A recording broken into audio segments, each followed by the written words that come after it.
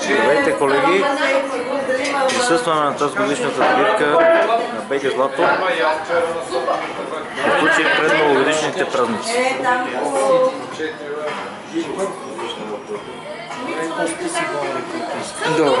Тук Явор и администратора подготвят томболата. Моля за малко тишинка, тишинка малко, моля.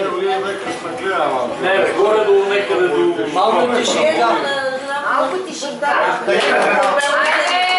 Малко тишинка, малко проведем една томбола кратка.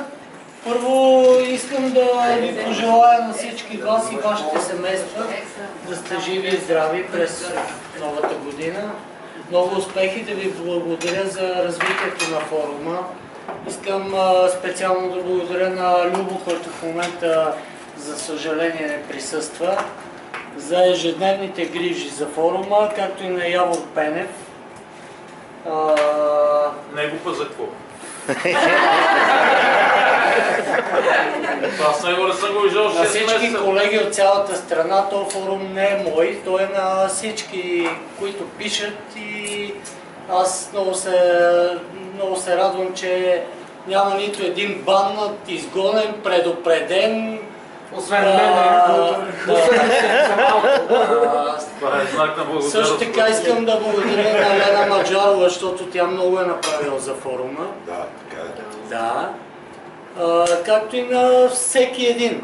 Значи този форум съществува благодарение на всички вас. на хората, бе. На хората. Сега Ще проведем една кратка томбола, абсолютно истинска. Администрацията на форума няма да участва в нея, за да няма мафия.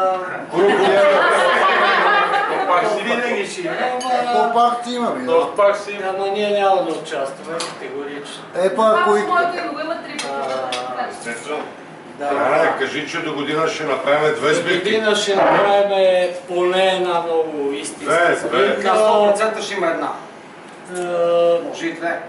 Едната на Гаганица, се е ангажирал. Другото, което искам да кажа, 2 януари откриваме сезона, 2 януари абсолютно да. Закриваме го фиктивно и го откриваме.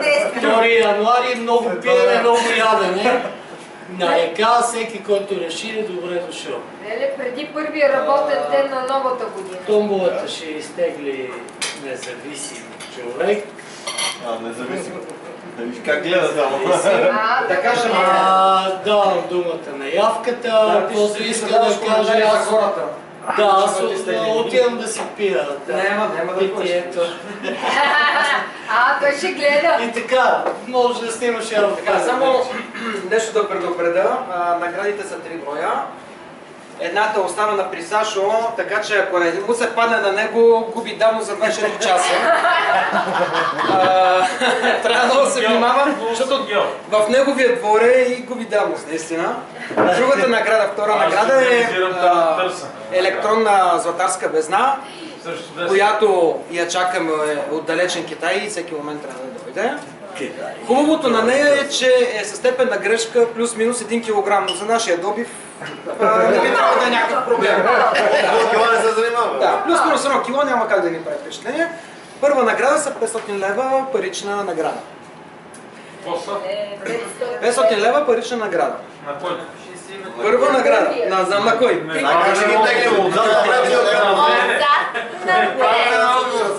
А третата награда казва, че е в двора на Сашо на Телевали. Третата награда, да, забравя да кажа, че тя е рипъл на зелено, един лист ситен рипъл за човек да си го направи на какво желая. Нека да може или в коле, или винаги да му е пълен, нали, с златце. Това е трета награда. Се определят първа, втора и трета. Аз определям трета награда. Ето сега теглиме наградата на Сашо в двора. Да, когато губи давност за 24 часа. От момента на изтеглянето, 9 часа и 20 минути. Чакай сега, дай да уточним, не Сашо, а на Бикал, на Сандо. Естествено, 3 пъти съм описал. Всички ли са вътре? Еленики, стига се снимал, бе! Ето, затварям очи, Само едничко, само едничко. Едничко, чакай да ги разбъркам. Моето име е 3 пъти вътре, нали така? Естествено, да. Трета награда Трета награда на печели. Сашов двора печели. Мавай.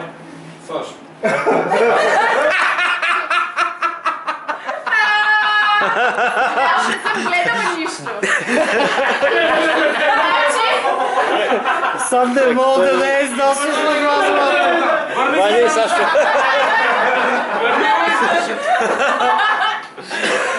Сандра, тя си е при тебе.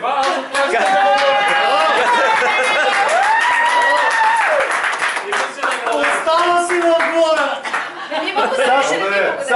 Учи давност веднага, да.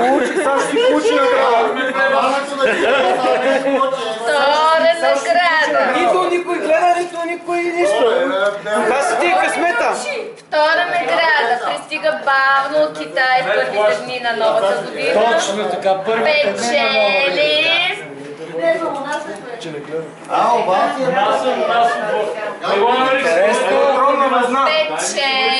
Печелия Стоян Русинов. Браво.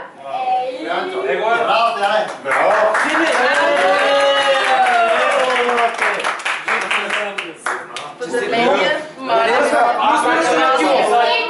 Слагаш 10 кила, плюс-минус да мериш на колегите. Какво беше да изчупиш от употреба? Гледай, запази си го. И първа награда. Чакай сега. Разбрахме къде е трета награда. Разбрахме къде е втора. Първа къде е? А, тя тука. Бъркам. Бъркай. Затворени очи. Чакай да я разбъркам хубаво. Печели. Много интересно. На мен ми е интересно.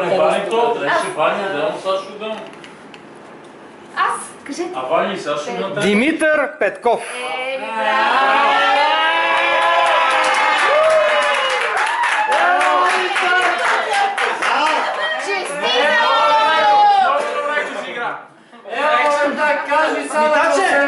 Силна година за Митко! Силна година за Митко! Все така му печелиш парички! Също така...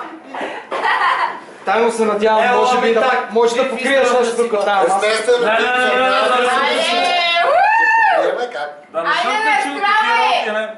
На здраве! И някой да не каже, че не е така, бих желал да го отвориш. И да видиш.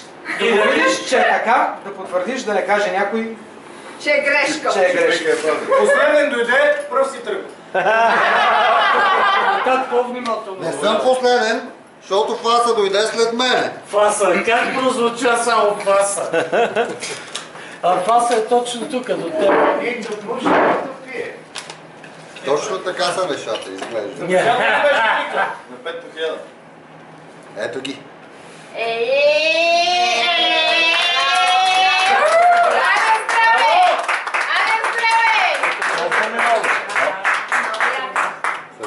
Браво. Жестоко. Жив и здраво да си имитация. Си, много Да си калибрираш металкърстача. Здраве!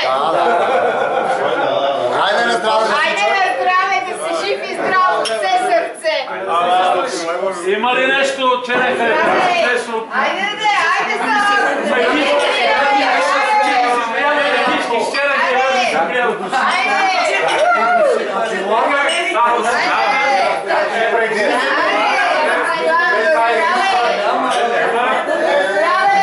Айде за господина!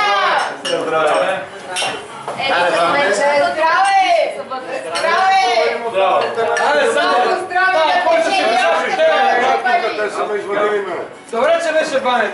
С сватата искам! Видели, елата! С сватата! Добре, че не бега гидела, си го почивчу и си на чека да искате. Так, по мой лица Така че 500 лева са, нали? Да. Добре. Дай тук да ги видя. Се объркали. Не се ли виждат? Дай да ги видя. Кой? Дали ти? Не са, пусни ги да ги разкажа. Аз не Да, съм. нека се да върта.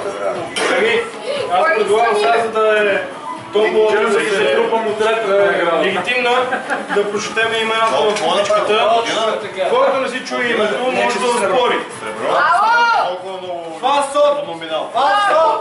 Тук, нали? Фаса е тук. Фаса не печелиш нищо. О, не знам, тук се яде и пи, тук подаръци с мамата си. Галин Кирилов. И кой не взима? ма пият и Тук пият. с златарите. Елена Бойчева. Какво печело? Нищо точно. Проверяваме легитимността на Дали Чакай тук, толкова се такова. Какво викаш, чакай, че нищо не чу. Какво викаш, Манич? Антон Любенов. ето го. Това съм аз. Милен Менков. И аз да се Колко заминава? Някой държи гол си Иван за Зарагич. Иван Зарагич. Тук е. Чакай малко да излезна. Чакай малко. Дядо Сашо. Дядо Сашо, Господ те. Айде. Иди и Пендо. Да. Една бележка. И Йордан Тодоров.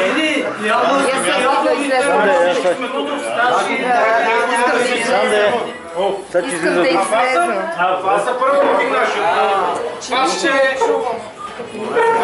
Много се надявам, Колеги, евентуално Рихала. Това беше награждаването, томболата. А между другото разкажа какво, значи трябва да е Рихал.